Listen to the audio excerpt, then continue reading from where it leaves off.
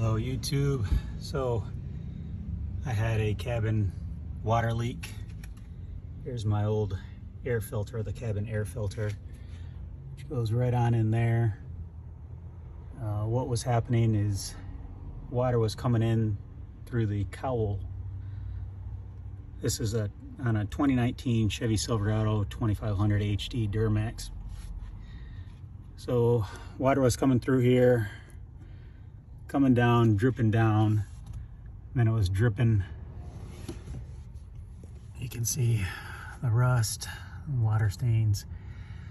So it was dripping off this onto the floor. When it'd get this all soaking wet. It would get my mat all soaking wet. It has the WeatherTech mats in there. There's the glove box, already took that out. And I'll show you how to do that. But water was pooling in here. You know, it's obviously all these electrical connections. And then you could actually see the water going all the way back up. The water was not coming back here. So the issue was not my cab vents in the rear. It was not, I don't have a sunroof.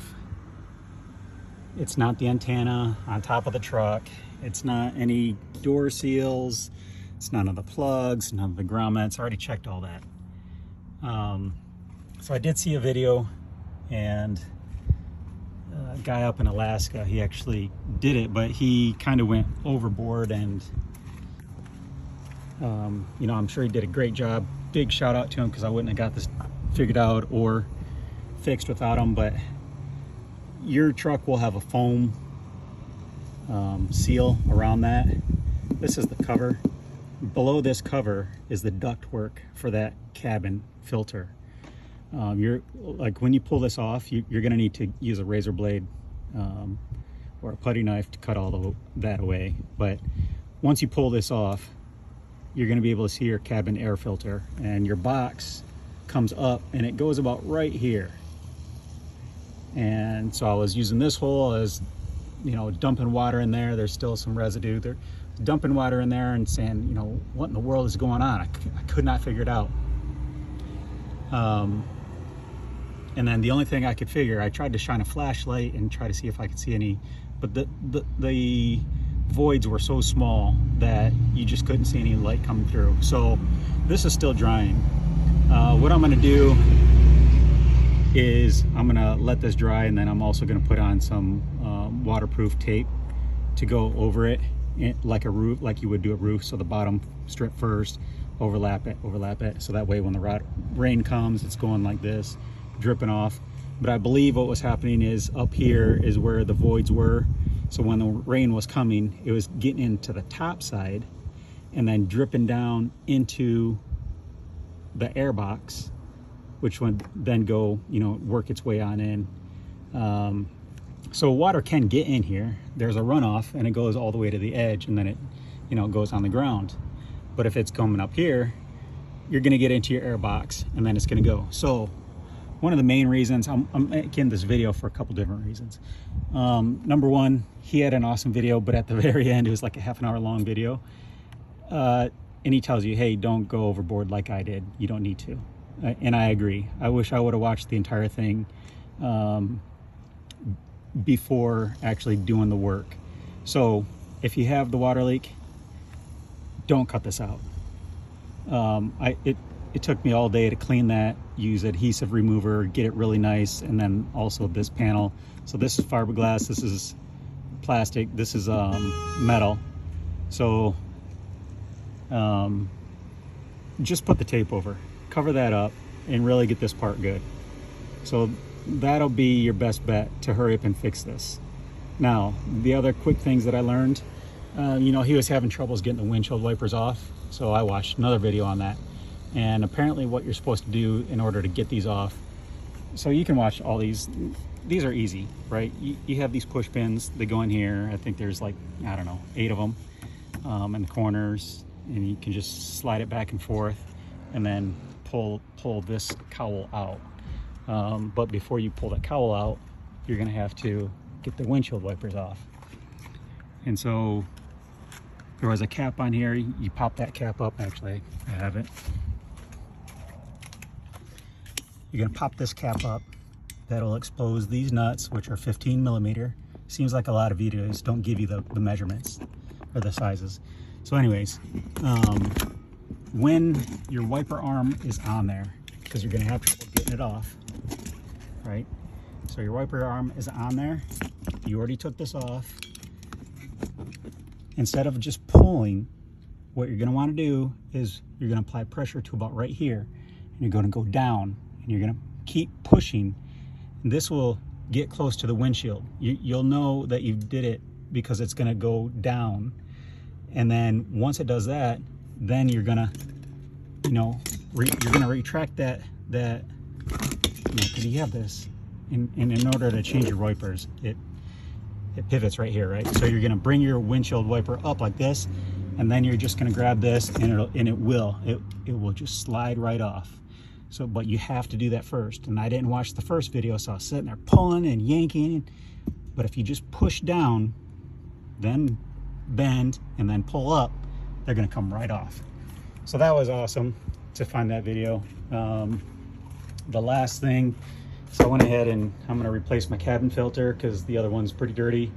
K&N VF 2044, lifetime, no hassle, so it's washable and stuff like that. If you do decide to take that plate off, get some good sealant, seam sealer. Use seam sealer. This is like U-Pull. You can find that I found this at O'Reilly's. I couldn't find it at Advance or AutoZone, but O'Reilly's had it. So anyways, seam sealer, you're gonna wanna use that to, so what I did, and the reason why I took that plate off was because I also caulked around the base of that, the air cleaner that's coming up. I caulked all around the base of that first, just in case it had any cracks. And maybe the water was going by and then just getting in those cracks. So anyways, that's why I did it. That's why I went the extra mile, just to be safe. So seam sealer, filter, oh yeah. And then I just didn't want to take any chances. So I got this because the water, it was raining like crazy forever here in Florida. And so this is my bottom panel that I took off, and there was water stains and water was here and pooling up underneath there. So don't mind the razor blade, I was just using that to clean. But anyways, the mold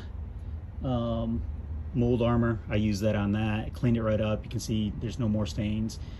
And I'm also going to do it on the carpet. I'll do it on this here. All the foam in there was all soaking wet. So, you're just gonna, if you don't know already, these are really easy to get off. I used to work for GM, and it was second nature to constantly pull these things apart going down the line. But anyways, it's these clips that are just holding it in. So you're gonna start back here, pop up, pull back, and then this will come off, and then you can get to all the carpet and everything else like that.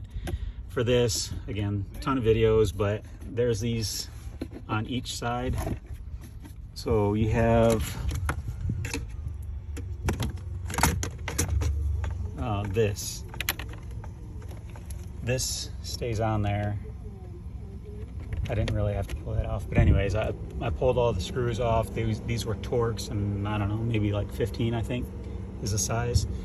All these ones are 7mm that go in the top of your glove box. So you got these that are 7mm, these that are Torx, and I might have that backwards, but go ahead and figure that out.